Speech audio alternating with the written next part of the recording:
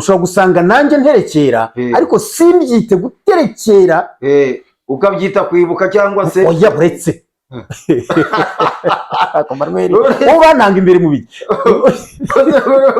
iyo ukurikiye ibyari umuco niba muri kubaterekera oya ntabwo tuba tubaterekera ahubwo muterekera n'abazimu bahandi rwabo utabizi ibyo wera tuzabiganira ariko Manuel abo baburahamu n'abandi ntabwo tubasenga. Iyo urebye usanga uyu munsi aba bantu bose baba baragiye bapfa tukagenda twitwa amazina yabo tunagira dute ibyo bintu biza mu guterekera ibyo tuzabiganira. Reka dukomeze kuri Nyabingi. Benshi Nyabingi rero Nyabingi rero ntabwo ari satani. Nyabingi si n'umudayimoni ariko n'abadayimoni. Nyabingi si n'imyuka mibi.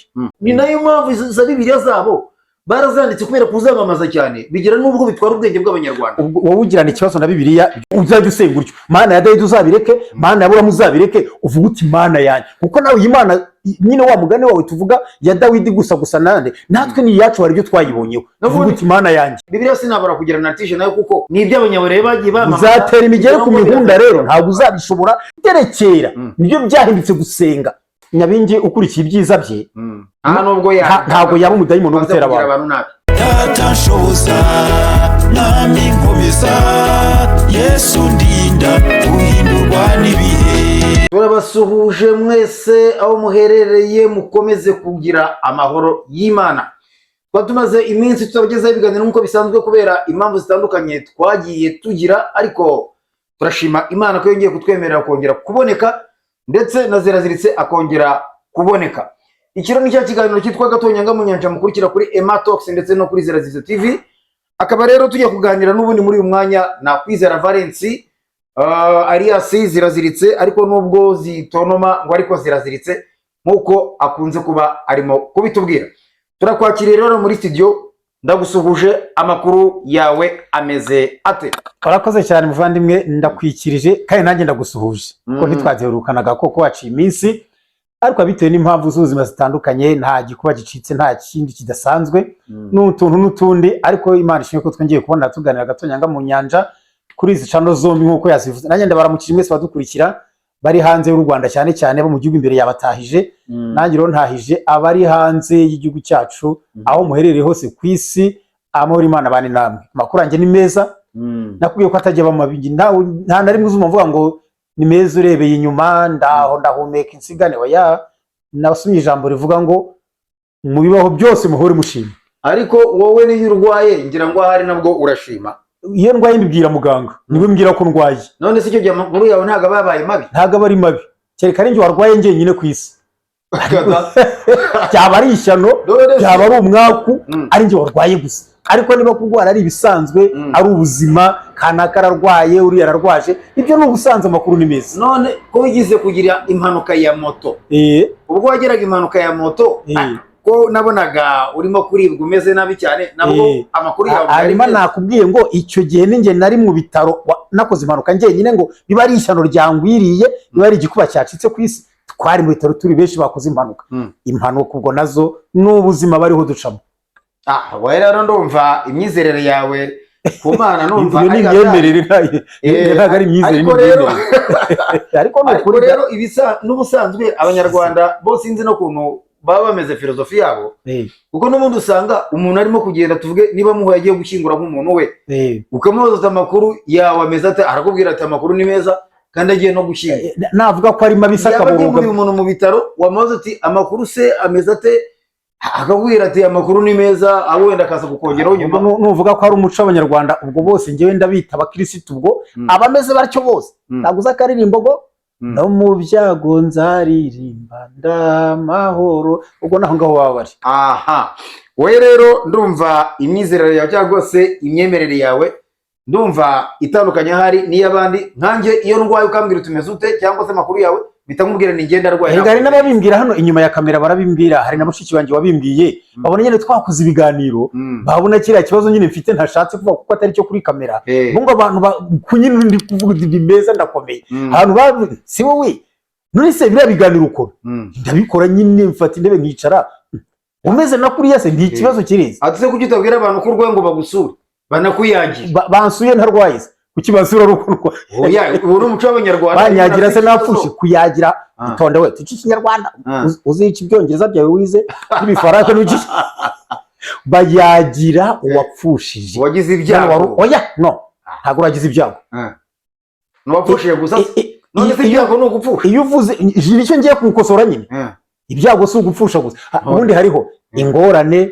ibyago amakuba byose biratandukanye aho rero nujya muri ibi bintu rero urakwigira mu gatonyanga mu nyanja kuyagira rero ibiyagano biza kuwapfushije gusa abagize ibyago bindi abagize amakuba abahe n'ingorane hari abahabwa ubufasha hari abahabwa inkunga bitewe n'ibyo bahuye nabyo hakaba n'ahaga ibiyagano okay ubwo ako gako uzagasobanura neza kuko siyo topic y'uyu munsi gusa ikiganiro n'agatonyanga mu nyanja niyo mpamvu mbagize ngo nako tukaganireho kubera ko abantu bakeneye kumenya utuntu n'utundi dutandukanye ahangaha rero nyemerera twinjire mu kiganirwa cyacu cy'umunsi ndashaka ko tuganira ku kintu kigendanye n'imyizere y'abanyarwanda bo hambere urabizi ko harimo ibyitwa kuraguza guterekera n'ibindi kubandwa ibintu nk'ibyo ngibyo ariko noneho hari ikintu bakunze kwitsaho cyane ku ijambo ryitwa cyangwa se ku izina ryitwa nyabingi nyabingi n'ibiri mu madini barimo gusenga nagiye mbumva inshuro nyinshi aho umuntu agera gutya isazi yamuga ku zuru cyangwa se wenda yakumva arwaye nk'ibintu runaka adasobanukiwe akavuga ati izo ngizo ni za nyabingi zaguteye cyangwa afite ikibazo nk'iki mfite yego bakaba ari nyabingi akavuga ati ni nyabingi bakohereje nirimo kubitera ati tokesha mu izina rya Yesu ariko waganira n'abandi bantu bandi bakavuga bati ariko umuntu wabatokesha bavuga ngo nyabingi bakamutokesha nyabingi ese ni na satani ese ni satani babatokesha ese ni abadayimoni ese ni ibiki baba barimo gutokesha ko nyabingi tuze ko bivuze ikindi kintu weho rero ngira ngo tubiganireho nk'umuntu w'umunyamadini kandi wenda wanabaye muri ibyo bintu cyangwa se wabisomye cyangwa se ubisobanukiweho tangira utubwira ubundi nyabingi ni iki muri makeya urakoze cyane muvandimwe biranesheje ko tuganira kuri iki kintu kuko nigize kubigusaba nize kubwira tuzabitegure kandi ntekereza ko abaradukurikira hari ikintu baramenya yego kandi no bagerageze batuvugishe nkunda kuvuga ngo jewe ndi umuntu uganira na mugenzi we tukaganira ku bitekerezo byacu ibyo tubona ibyo twumvise ibintu nk'ibyo twe nta bintu duhimba nta bintu turema tuganira tuciye muri iyo nzira cyane cyane twajya twibanda kuri gospel ariko naha ntabwo turi hanze y'Iyobokamana oya ntabwo deja turi bujye ushobora gushuka dusomye na Bibiliya nyamara turi kuvuga kuri nyabingi kandi nyabingi yo kunamuvugaho ntabwo ndavuga ngo kuyivugaho kuko nyabingi siyo nyabingi ni umuntu ndetse yo mateka dusanga ari umuntu kumuvugaho ntabwo ari bibi cyane cyane ko iyo abanagiraga amahirwe abakristo bagenzi banjye bakumva iki kiganiro bazacyumva arabo duhura abo tuvugana ari abankiritika nanjye ubwanjye ari abanyarezi kubasha ariko tukaganira njyewe ndi umukristo wemera kristo wemera ijuru wemera gucungurwa kwa kristo wemera gupfa no kuzuka bya Yesu ubyemera 100%. Wemera n'akantu ko guterekera se kuko turi kugana kwa Tonyanga mu nyanja tuganiye ijambo guterekera icyo ari cyo ushobora gusanga nanjye nterekera ariko simbyite guterekera ukabyita kwibuka cyangwa se oya buretse Manuel ubananga imbere mu biki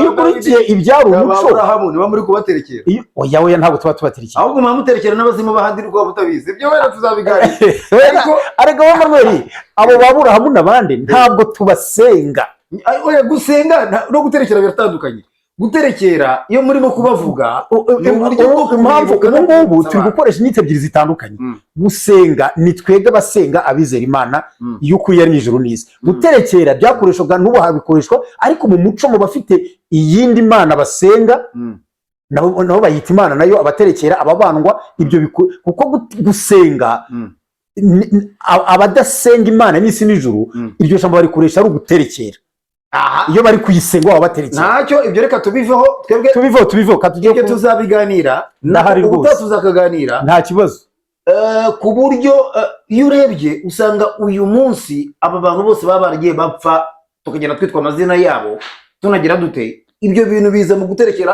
ibyo tuzabiganira reka dukomeze kuri nyabingi benshi Nyabingi rero Nyabingi rero ntabwo ari satani. Nyabingi si n'umudayimoni, ariko ni abadayimoni. Nyabingi si n'imyuka mibi. Buriya Manuel, iyobokamana dore ko ukunda kurihoranaho urujijo, we nako si urujijo ahubwo urijyana uko ubyumva n'uko ubishaka, ariko reka wumva aka kantu barabiyobotse none ntabwo babihizemo. Noneho abantu benshi imyumvire yabo n'imitekerereze nibyo bashaka guha agaciro kuruta wenda nk'ijambo ry'Imana, kuruta guha agaciro ibyari by'ingenzi. Nk'uko wavuze, iyo umuntu ari kuvugirwamo n'izindi mbaraga bati twirukanye Nyabingi, yego, uwagize uburwayi budasobanutse buti ni za Nyabingi. Ariko mu by'ukuri iyo urebye njye ukuri kwanjye kwizera, yego, nta Nyabingi ibaho batereza umuntu, nta Nyabingi ibaho ivugira mu muntu, nta Nyabingi ibaho umuntu arwara, nta na Nyabingi ibaho nirukanye Nyabingi mu izina rya Yesu. Iryo jambo warivuga ndakubwira ubanza ngiye kugushyira aho ushaka. Abanyamadini rero ni mu byumva kimwe, ahubwo wowe ndabisobanura kandi ndasobanura ukuri kwanjye n'ibitekerezo yanjye n'ibyo nasomye, ntabwo bibujije. Ariko ari buryo umuntu ukurwanya ntabwo aba ari mubi. Umuntu urwanya ibyo wavuze cyangwa ubikritika, icyambere nawe hari icyo wamwigiraho. None ako kantu urimo kuvuga ngo ntabwo ngo bayiterereza umuntu, nta Nyabingi baho batereza umuntu, barabivuga rwose mpari pe ndabyumva nanjye. Bavuga ngo twirukanye Nyabingi, bamuheje za Nyabingi. Ntabwo bira bintu bibaho, ni imitekerereze y'umuntu abavuga gusa n'amarangamutima ye. Ariko imbaraga mbi batereza abantu zibaho, imbaraga z'abadayimoni zibaho, imbaraga z'umwijima zibaho, ariko zitari Nyabingi. Sobanura rero kugira ngo abanyamadini batazakwitwara Nyabingi. Mpamvu mvuga ibi batazanyitwaraho umwikomo, Nyabingi yari umuntu. Ushobora kuba usigaye usenga Satani. Oya, njye nsenga Imana n'ijuru n'isi, ndayubaha, ndayihimbaza, ndayemera, nemera Kristo umwami wacu. None Nyabingi rero aho ngaho, Nyabingi aho abantu babivangira, Nyabingi ni umuntu watuye, aratura mu Rwanda hano, abaho igihe kiragera arapfa birarangira. N'ibitabo nabyo nitse nkubwira akantu kagira ngo asubiremo. Iyo ushaka kuvuguriza ikintu cyanditse, nawe urandika. Buriya amatiku yose ugera kuri Bibiliya wowe Manuel, ujye ugira amatiku kuri Bibiliya uzana ibi n'ibi, kugira ngo ubihamye neza wowe uzandika indi. Naho igihe cyose ugisoma iriya izahora igutsinda, nishobora kunsinda igihe cyose utarandika indi, nayo tuzayiganiraho. Sawa. Hanyuma rero iyo ukurikiye uburyo umugabo witwa Nsanzabera Jean de Dieu, ni umunyamateka, we yiyita intiti itekerereza ingoma. Ngira ngo avuga ko ari umusizi rwose uriya mugabo. By'amateka ndamwemera, yamwumva pe, numva nzanamushaka ngiye tukanagana turi nkamubaza ibibazo. Yamwumva ari biganiro byo nkunda kubikora. Iyo ari kuvuga buri gihe mutega amatwi, uriya mugabo ndamwemera rwose. Hanyuma hari n'igitabo nasomye ibintu bikeya kivuga kuri Nyabingi, cy'umuntu witwa Sikorasitika Mukasonga, ndumva ariko nasomye amazina ngaba mu Bubiligi, nacyo mbonamo bike. Gusa bose hari akantu gato nanjye kambereye urujijo, ariko uyu munsi ndi burebe nimero za Nsanzabera kuri YouTube, ningira amahirwe mu telefone we ahantu hamwe havuga ko uyu Nyabingi yari umukobwa ubundi. Nyabingi ni izina mu runyankore rivuga Nyabyinshi. Okay. Yari umukobwa. Ubwo Nyabyinshi wera yari umuntu wageraga ibintu byinshi wari utunze. Kuko izina yaryiswe n'ababyeyi. Yiswe n'ababyeyi atari yatunga. Nyuma yaje gutunga abanyabyinshi koko. Ariko izina yaryiswe ari uruhinja atarajya. Aha, aho ngaho bishobora no kuba bya bintu Umunyarwanda yavuze ngo icyo umubyeyi akwaturiyeho cyane mo cyabo. Yes, cyangwa izina ry'umuntu. Yego. Yitwa izina nk'umwana uvuka, bamwise Nyabyinshi, ari ryo Nyabingi, ariko nyuma koko aza kuzatunga. Uyu muntu nuko muri iki amateka, ngiye byavuze guterekera, ntago Nyabingi uyu nguyu nta bantu babayeho ku gihe cye bahari, nta nabo kure yaho bahari, kuko ni kera. Kuko amateka yaho n'abanye bavuga ko yabaragize mu Rwanda ngo hasaga umwaka wa 1510. Umva ko ni kera cyane. Ariko Mukasonga we akavuga ko yageze mu Rwanda hagati y'1600 n'1800. Umva ko bose n'ubundi ntago basigana cyane. Izo ni version zitandukanye bazabona n'abandi bandi bazavuga n'ibindi bigeze. Ariko reka dukomereze kuri ngo waruvuze ko yari umwana w'umukobwa witwaga Nyabyinshi. Ariko Nyabyinshi nshyize mu Kinyarwanda yiswe Nyabingi. Nyabingi se bwo ntago ari Kinyarwanda. Oya, ntago ari Kinyarwanda. Ni Kigande, urunyankore. Ni urunyankore. Okay, ariko mu Kinyarwanda cyiza akaba ari Nyabyinshi. Nta bindi nicyo bivuga. Byiza cyane. Noneho uyu mukobwa akandi verisiyo ebyiri zitandukanye zimuvugaho. Hari verisiyo imwe ivuga ko ari umwana wabyawe na Ruganzu wa kabiri Ndori. Ruganzu wa kabiri Ndori mu mateka y'u Rwanda ni mwene Ndahiro Cyamatare. Yego. uwo Ruganzu ni wawe n'amateka avuga wakandagiye ahantu ngo n'ubu hakaba hagihara ko yakandagiye urukitwa uruhengerwe akaba ngo uyu munsi rukaba rugiye ngo yaba yaranyuraga mu musozi agahinguka mu wundi ufite byinshi avuze mateka y'u Rwanda kuko uretse ko u Rwanda umwami wagura u Rwanda rukaba runini cyane ari Kigeli wa kane Rwabugiri niwe wafashe ibihugu byinshi ariko na Ruganzu nawe yafashe ibihugu byinshi abyomeka ku Rwanda ariko kuki nk'ubu mutita abana banyu ba Ruganzu kwe Nese wowe Ruganzu wese kutarigize umuntu ufite amateka wowe abana be bitwa bande ukivuga ngo mwebwe kufite abana uko utarigize oya uzi impamvu se yewe ntabwo nari nsobanukiwe koko nari ntarasobanukirwa neza izo mbaraga z'umuntu witwa Ruganzu n'ubyara undi mwana uzamwita Ruganzu cyane n'ubyara uzamwita Ruganzu keretse niba hari amateka yandi mabi wabuzi yaba wenda yaramubayeho niyo yamubaho nta muntu uba ku isi ukora ibyiza gusa memu nanjye nawe n'abandi nta muntu uba ku isi ukora ibyiza gusa uvuga ibyiza gusa ushobora kubanziriza ku byiza ahubwo usanga kenshi dutinda ku bibi ibyiza ntitubihe n'agaciro ahubwo se wa mugani ko mwita abana banyu ba Dawidi ngo ba David mu cyongereza ba Dawidi uraje mbese wa mugani ba Dawidi bo nibakoze ibyaha uri ku isi wese akagira batari ku Salomo yasenze ishengesho aravuga ngo abayisiraheli nibacumura ngo kuko nta muntu uba ku isi ntacumure nta muntu ukora ibyiza gusa ariko gusa ako nari mvuze Ruganzu nawe yagize uruhare mu kongera u Rwanda uretse ko ufite amateka menshi ariko ko nabivuze mu kwagura u Rwanda ni Kigeli wa kane Rwabugiri no mu gutanga kwe yararimo yagura u Rwanda ariko uwo Ruganzu hari umuntu nigeze kumva turimo kuganira avuga ngo ntabwo ngiye nshobora kwita umwana wanjye Ruganzu ngo kubera ko Ruganzu ngo bivuga igicucu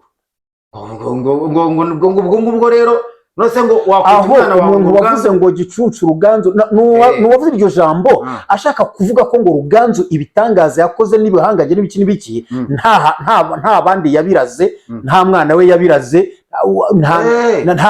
izo mbaraga ze byarangiranye nawe ngo birarangira nicyo bashatse kubivugira ntago ari uko ariko wa mugani aho ngaho nabyumva kuko uyu munsi buri ikintu cyitwa itangazamakuru cyangwa se ikintu cyitwa kwandika buriya n'abanyaburayi usanga ari byo bagiye bakoresha cyane cyane ikintu cyitwa kwandika no kwamamaza ibyo bintu byabo gukora ku buryo hari undi uzabikora ni nayo mpamvu za Bibiliya zabo barazanditse kubera kuzamamaza cyane bigira n'ubwo bitwara ubwenge bw'abanyarwanda wowe ugirana ikibazo na Bibiliya ibyo tuvuze twari turi oya impamvu nari nkavuza ko ngako nuko na Ruganzu yaza kuba uburyo bwo kwamamaza izo mbaraga ze bikagenda bikagera no ku banyaburayi buryo nabo bari kujya twikomereze nkubwire verisiyo ebyiri zivuga kuri Nyabingi urumvise verisiyo ya mbere nayo ivuga ko ari umwana wa Ruganzu wa kabiri Ndoli yego yabyariye aho bita Ikaragwe k'Abahinda muri Tanzania y'ubu ngubu verisiyo ivuga ko ariho yamubyariye kuko yabanje kubayo ariko abunze kubunda uzi icyo ari cyo kubunda nyine urumva byari nko guhunga oya bivuga ngo nibyo nyine umwami ntahunga arabunda mu bintu ntibavuga yari yarabundiye Ikaragwe kwa nyirasenge ngo witwaga Nyabunyana nyirasenge ubwo ni mushiki wa Ndahiro Cyamatare uko ari wese burya nagamvuga ngo ntago uzi amateka ariko burya urayaza ahubwo yakandagira ubishaka bityo ko tuganira gatonyanga mu nyanja ahubwo yakandagira ubishaka ahubwo nuko iby'idini byamize ibyo ngibyo by'iwanyu bigomba kubimira kuko iby'idini iby'itorero iby'Imana bya Kristo bigomba kumira ibindi byose ibindi kubiganira ngira ngo ba Kristo bagenzi banjye aka kantu bakamenye ko Nyabingi mu mateka y'u Rwanda mu muco nyarwanda atari dayimoni atari satani ari umuntu wabayeho nkatwe twese yego ndetse Nyabingi ubwe mu mateka ntiyigeze aterekera ntiyigeze n'abantu yari umuturage utuye noneho Ndahiro Cyamatare bivuga ko yashakiye abagore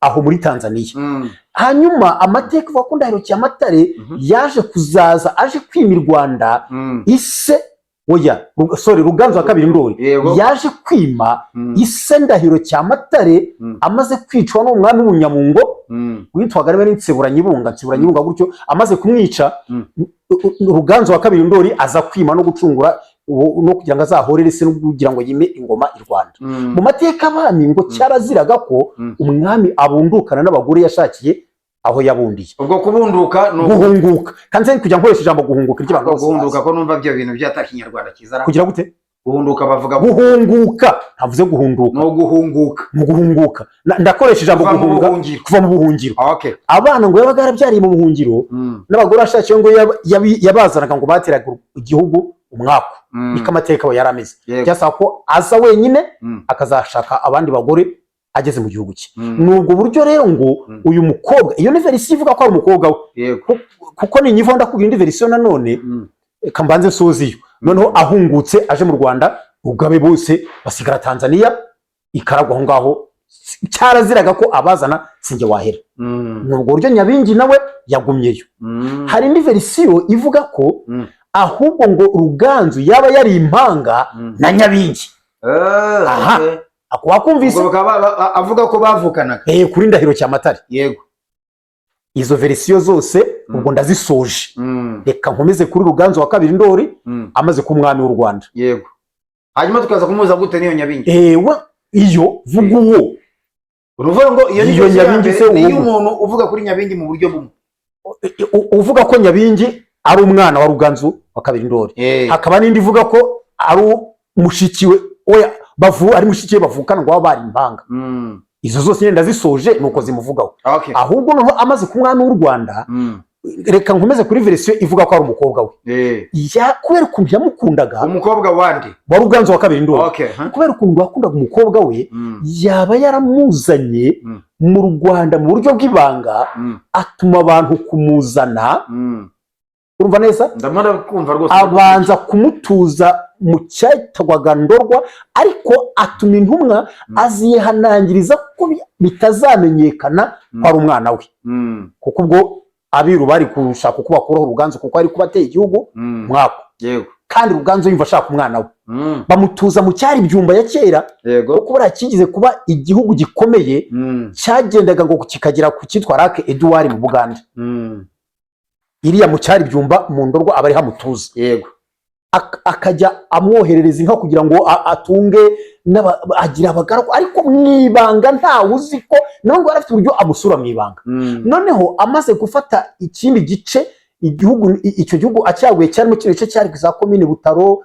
za Cyeru kwambuka no hakurya imice mibi mu Buganda ubu n'ubu amaze gufata icyo gihugu aramwimura amutuza aho yarinze apfa atuye ubu ni mu murenge wa Butaro mu karere ka Burera uyu mwanya tuvugana agasigisigi k'inzu yabagamo karahari ahagana hehe mu murenge wa Butaro ahagana se wowe ndahakubwiye uzagende wirandushaka akagari mu murenge wa Butaro twavuga ko ari mu ni cyari komine Butaro n'ubundi komine Butaro ubwo sizabyumba oya komine Butaro ni cyari perefegitura Ruhengeri kera ubu ni mu karere ka Burera ubwo ako kazu amateka akavuga ko se gahari n'igiti cy'umuvumu cyari giharaho bamwe bagenda bitirira byinshi harakibeshyera ariko ngiye nawe tuzajye kugasura ni ukuri tuzageyo kuko no kuhasura biremewe hari n'abantu bahubatse ikigo ndangamurage bahize ikigo ndangamurage uzaze dufata umwanya tugiye tuzageyo kabisa tugende tureba ayo mateka abakubwira ngo igiti ngo caho ibabi ngo kikava amaraso ngo kikavuga ni ukubeshya nibyo abantu bahimba ni igiti cy'umuvumu gusa gifite ibyo kivuze mu muco nyarwanda byonyine n'uwo nyiracyo umukobwa wahatuye ari umukobwa agira abaja agira abagaragu ariko amateka avuga ko yarinze apfa adashatse uwo Nyabyinshi Nyabingi nta mugabo yigeze nta mwana yigeze mpamvu atashatse cyangwa byare ni uyizi kuko ntabwo yari abibujijwe ariko ise Ruganzu wa kabiri Ndori yamutuje aho arahaba akanamusura mu ibanga noneho hari ijambo uzumva abantu bakoresha mu muco nyarwanda abantu ngo bitwa abagirwa uriya n'umukuru w'abagirwa bara n'abagirwa abagirwa ni umutwe w'ababagiwe abaja n'abagaragu nibo bitoga abagirwa noneho kumuterekera no kumuhindura umudayimoni ndagera aho byaturutse nibyo ngira ngo rero tuze kuza kugeraho wenda kugira ngo gusoza wenda kirekire cyane wenda abantu bakazanirwa kugikurikira ntabwo rero Ruganzu rero aho kiriya gihugu icyo gihe ngira ngo yaranesheje umwitwaga Nzira ya Muramira nibwo yaje kuzamuzana amutuza aho ngaho cyari n'ahantu hanini nk'uko nakubwiye uko hanganaga ntabwo rero Ruganzu ubwe Nyabingi yari umukobwa utuye aho hantu akazu ke k'agasigisigi karacyari atuye afite abaja n'abagaragu noneho ngo yagiraga ubuntu cyane yangaga akarengane yafashaga umuntu nta muntu wicwaga wagiraga ubworo ku musozi aho yamuhaga inka nta wagiraga bwaki yamuhaga inka Nyabingi Nyabingi bivuze ko yari umutunzi twatangiye tuvuga ko izina ryaje kuba ari ry'umuntu bamwise Nyabyinshi ari uruhinja ariko yapfuye ari Nyabyinshi atunze byinshi urumva ko yagiraga umutima mwiza cyane ni naho haturutse kumuterekera sha ni naho kubandwa kumushyira mu mandwa byaturutse noneho we amaze gupfa abaja n'abagaragu kuko nta mwana nta mugabo nta mwene wabo uzwi Ruganzu ntihere kujya gufata iby'umukobwa adashaka kumenyekana ko ari umwana we imitungo ye babaja n'abagaragu barayisigarana. Ese ubwo naguciye mu ijambo ubundi niki kintu cyatumaga Ruganzu bundi adashaka kugira ngo hamenyekane yuko abiru bari kumukuraho yari kubakoze cyane cyarazira kandi uko cyaziraga mu mico y'abami mugenzo yabo ko hari uhungukana umwana yabyariye mu buhungiro cyangwa umugore yashatse iyo bigaragaza abiru bari guhita muvanaho bari kumukuraho. Ubwo urumva nishaka kugaragaza kuko cyaraziraga ko umwami agomba gutahana umwana yavanye hanze yabyariye hanze aho yahungiye cyangwa umugore yahashakiye ubwo ahunguka n'abagore be basigaye ariko impamvu uvuga abagore nta mwami wize yagira umugore umwe.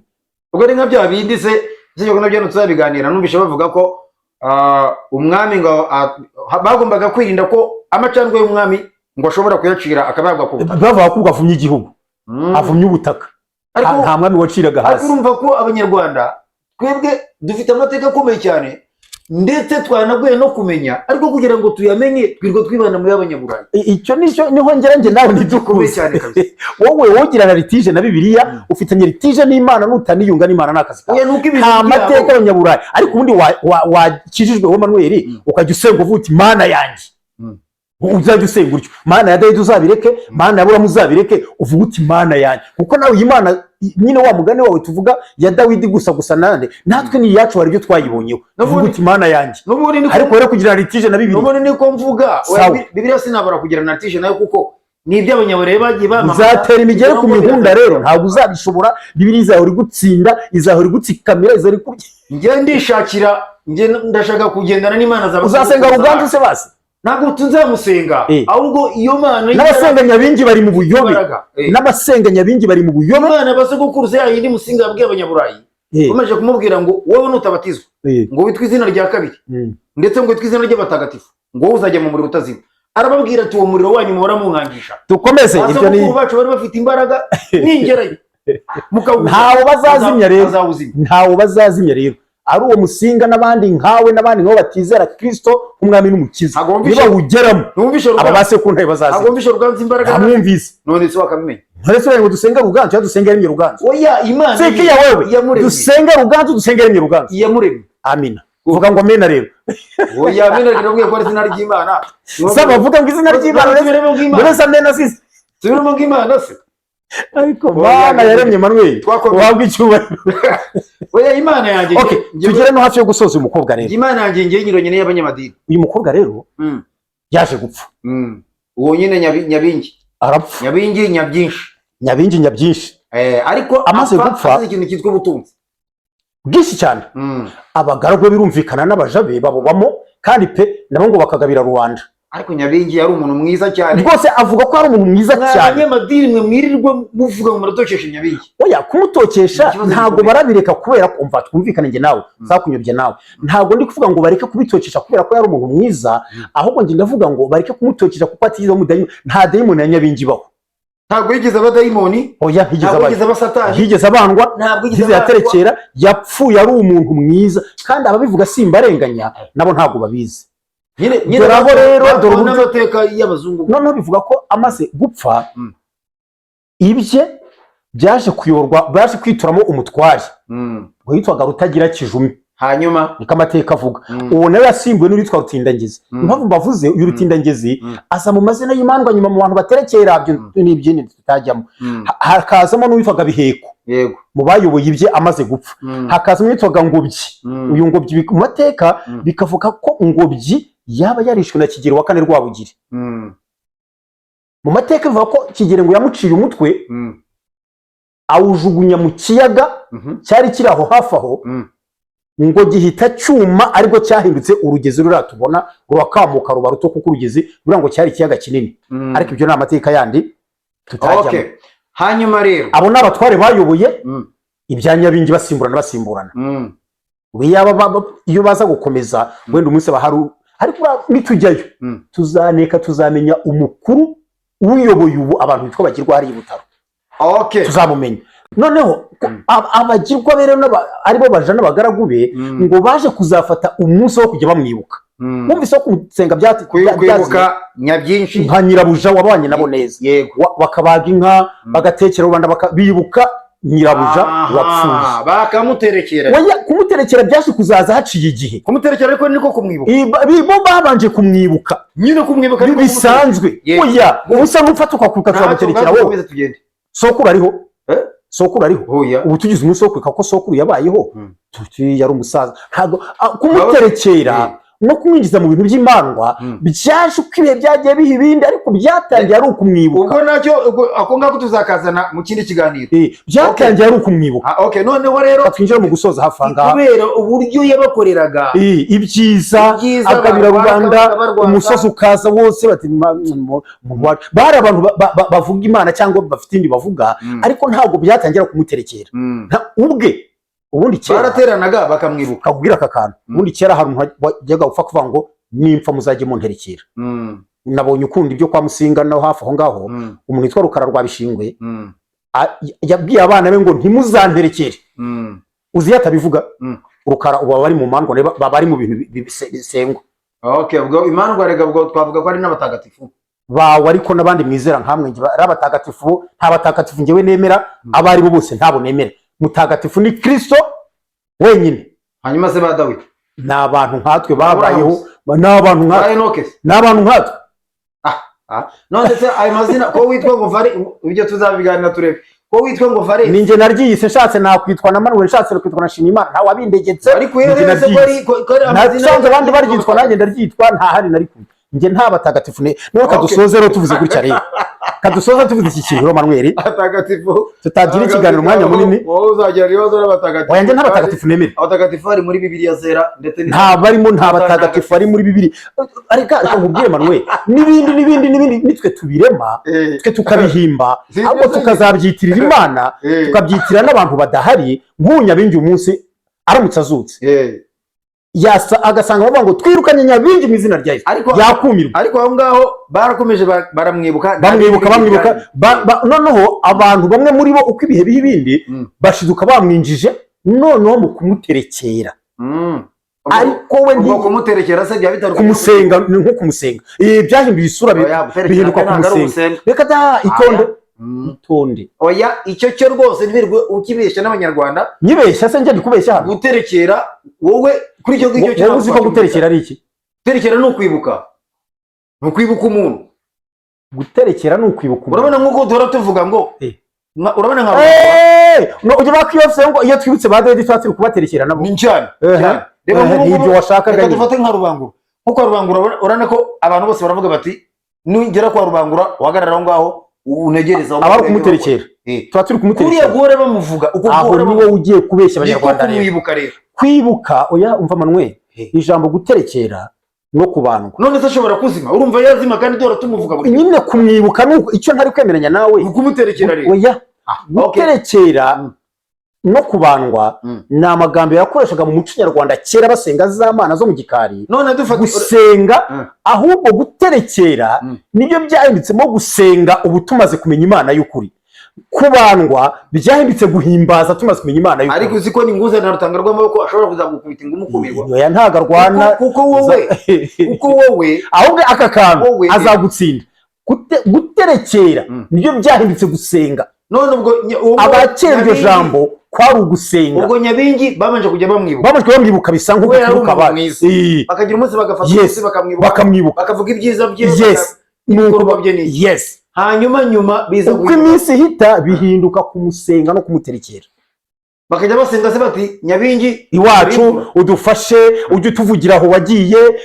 Bamugira nka kubyo bavuze abatagatifu, nyine bamuhindura nk'umutagatifu wabo, bati yanatuvugira. Ariko yabaye uwo bacagaho kugira ngo wenda bayababwirira Imana. Niko babihinduye nyuma nyine. Ariko abagirwa be ntabwo we yigeze. Bose basengaga Imana ebyiri. Basengaga Nyabingi bagasenga. Baterekeraga bisanzwe. Oya, baterekeraga bisanzwe basenga Imana y'u Rwanda. Ashobora ko nawe yaranayisenga ko niyo yari ihari. amaze gupfa rero batangira kumva ko ahubwo baramunywa, ariko byatwaye imyaka myinshi. ariko bwa muri yari hari n'uyu munsi iracyahari hari abayisenga barimo Manuel uyu Erega bavuze Imana y'u Rwanda ni Imana y'umutima. Twebwe ntabwo dusenga Imana y'u Rwanda, dusenga Imana y'isi n'ijuru. Kuki ari y'u Rwanda gusa? Nakubwiye ngo dore impamvu tutarimo kubyumvikana. Iyo bavuze Imana y'u Rwanda yirirwa ahandi ikanataha i Rwanda, niyo banza wumve, niyirirwaga ahandi igataha i Rwanda. Banza wumve, bavuze ngo Imana y'u Rwanda, i Rwanda ni umutima. I Rwanda ni umutima. Reka da babasha kuvuga Imana, dusenga Imana y'umutima. Uziko mu Rwanda hano hefi Rwanda hageze kuri hata. Muri za nzu zanyu mwubatse mwokije abayede iyo ni yaremye isi n'ijuru niyivugwa ibyo ngibyo, ahubwo ufite Imana ebyiri ukaba utabizi. Oya da ariko se izi mpaka uri kujyamo reka dusukurutira ikiganiro. Okay, ubwo tuzajya uhora utegura content genda hari bazatwandikire baratwandikira Imana y'u Rwanda ni Imana y'umutima, ndetse nasanze bene nzamurikira kuri WhatsApp na rutanga rw'amaboko bose uzababaza. Yego dore rero kandi ujye usenga Imana y'u Rwanda n'isi yaremye isi n'ijuru itari y'u Rwanda gusa. Imana y'umutima reka ntabwo ngiye yirirwa ahandi bitaha i Rwanda. Oya ngiye ntabwo nsenga ntabwo nsenga. Hanyuma rero Nyabingi rero muvandimwe dukorutire tuvuga ibirego. Abantu binjije Nyabingi mu kumuterekera no kumusenga ni nabo batumye ahinduka umudayimoni mu matwi y'abasenga Imana y'ukuri n'abizira. Ariko rero umudayimoni ahubwo mu matwi y'abanyamadini, kubera ko nyuma bamwirukaga bahindutse kumusenga, bamwinjiza mu kumusenga no kumuterekera. Noneho abayizeye Kristo twebwe duhita twumva izina Nyabingi nk'umudayimoni, imyuka mibi bateza umuntu ngo bamuteje za Nyabingi. None nsoje nk'uko natangiye mvuga ngo nta Nyabingi batereza abantu zibaho, nta dayimoni yitwa Nyabingi ibaho, ariko abadayimoni babaho, mbaraga z'umwijima zibaho, kuba zaterezwa umuntu zikamwica zikamugaragura. Abamutokesha rero abatokesha Nyabingi babivunira ubusa, nta Nyabingi itokeshwa ibaho.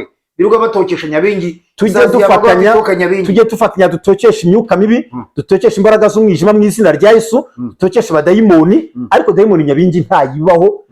No mu byigeze bisengwa ugiye kwa Baryangombe ibintu byimbi byagiye bigira amazina, nta Nyabingi ibamo. Mu mateka yo guterekera no kubandwa nta Nyabingi ibamo, kuko Nyabingi ntiyabanzwe ntiyanaterekeraga. Tugasoza rero babandi batari basobanukira aya mateka ya Nyabingi, cyane cyane abo bagenzi bawe birundire mu mico yo hanze y'abanyaburayi. Mwibuke ko Manuel avuga ari abakristo bagenzi banje bavuga gutya. Twasoza n'ubu ni abakristo bagenzi bawe, nta tugutokesha amaherezo nawe nta kibazo. None twasoza ubabwira ngo se baje bakomeza batokeshe. Oya, izina Nyabingi rwose mu rusengero bazarireke. Nibibakundira mu rusengero izina Nyabingi bazarireke. Kuritokesha, kurivuga no kugira. Nyabingi yari umuturage utuye nkatwe, apfa nk'uko abandi bapfa, arashyingurwa birarangira biribagirana. Ibindi ni abantu bagiye babihimba nyuma, ariko ahubwo amazina abantu batokesha wenda nyuma tuvuga mu bindi biganiro, amazina ko bagiye biyitirirwa arayimandwa kuko arayabandiwe, arayabanzwe, aragiye agaragara mu myuka mibi mu ngoro, wenda wo byashoboka. Ariko izina Nyabingi ni Nyabyinshi, nicyo risobanura yari umunyarwanda utuye wabayeho nk'abandi bose. Nibarikure mu bitokeshwa byo mwaya masina kuko kwiga urivuga ubu maze imbaraga z'ubusa, kuko nta kintu uba wirukanye. Uvuze ngo nirukanye Nyabingi, nta kintu uba wirukanye, nta n'ikigenda, uba wivuniye ubusa. Tujye twirukana imyuka mibi, twirukana abadayimoni. Hari n'igihe dusengera umuntu ibiri muri we bikivuga amazina, tujye twirukana ibyo bizina bivuze. Bati ngende Nyabingi runaka, nta uvuga ngo ni Nyabingi ntawo. Ayibaho. Ubwo rero abanyamadini ngira ngo rwose mu by'ukuri mujye mukurikirana n'amateka y'iwanyu umuntu ayamenye, murumva ko ziraziritse amateka y'iwabo, murumva ko arayazi. Aha rero reka dusoze kino kiganiro, kandi mu by'ukuri ndagushimiye noneho cyane mu buryo bukomeye, kubera ko ukuye mu rujijo abitwa abakristo bajyaga batokesha Nyabingi. Hari n'abatari bwemere bimvuze, batari byemere nk'ukuri, hari nta n'uwo mpata kubyemera. Hari n'uravuga ati ahubwo muzehe nawe yagiye byarangiye mu burenganzira bwe. Nge ndi umukristo wemera Kristo n'imbaraga ze, wemera gupfa no kuzuka kwe, wemera ko azagaruka kujyana abantu mu ijuru. Ndi umukristo kandi mwiza witangira ubuhamya. Ni inama nagiraga abantu ko Nyabingi atabaye dayimoni, nta na dayimoni Nyabingi ibaho, nta na Nyabingi batereza abantu zibaho. Batereza imyuka mibi ariko itari Nyabingi. Uwo ni Nyabingi wabayeho agakora ibyiza, aza kuza gupfa birarangira arigendera. Nta mpamvu yo kwirirwa abantu uyu munsi bamutokesha. Abamutokesha rero ashobora kuba ahubwo ari mwebwe atera cyangwa se kandi nta utera ubaho, nta nyamijyi utera abantu ubaho. babandi bavuga ko se umuntu wapfuye ngo ashobora kuba yarapfuye ariko noneho akagutera ngo yigize imyuka mu yindi myuka. Ubwo byansaba kuganira n'uwaba utewe nabyo izo mbaraga, ariko ntabwo mpakanye ko bitabaho. Ibyo byabaho. Uwo rero uzaterwa none nihagira n'uterwa Nyabingi ukurikiye ibyiza bye, ntabwo yaba umudayimoni ugutera abantu nabi. Okay, reka rero ngushimire kubera ko uyu munsi tuganiriye neza, ariko nubwo wenda si ngombwa kandi ko duhamanya, nubwo ari na ngombwa kuko wowe wirundire mu madini nge ntabwo nari ariko Manuel arambeshyira abadukurikira, ntabwo nirundure mu madini, nirundure muri Kristo. Okay, byiza cyane rero. Reka rero ngushimire. Urakoze, nari ndagushimiye. Reka dusoreze aha ngaha kino kiganiro, kandi abazakireba ndizera ko bazaryoherwa ndetse bagakuramo n'ubumenyi bakwiriye kumenya bw'iby'iwabo. Bazabimenyera ku byo bazatwandikira. Okay, byiza cyane. Reka dusoze iki kiganiro rero dushimira abari badukurikiye bose aho baherereye. Mukomeze kugubwa neza, Imana ikomeze yivange mu byanyu nk'uko nkunda kubivuga, ariko ni ya Mana y'iwacu i Rwanda, apana yo muri Israel iyo ngiyo ari kuvugira ibintu by'ibibombe, ahubwo ni iwacu i Rwanda. Kandi nazireziritse, reka tumushimire kubera ko yabafashe umwanya we akaza tukaganira, ndetse tukaganira ibintu bishobora kugirira abantu bamwe cyangwa se abandi akamaro. Mukomeze kugira umunsi mwiza rero, nawe kandi ukomeze kugubwa neza ziraziritse, ndetse Imana ikomeze igwa ibyo bifuza byose. Urakoze cyane. Datashoboza nami nkomeza, Yesu ndinda uhindurwa n'ibihe.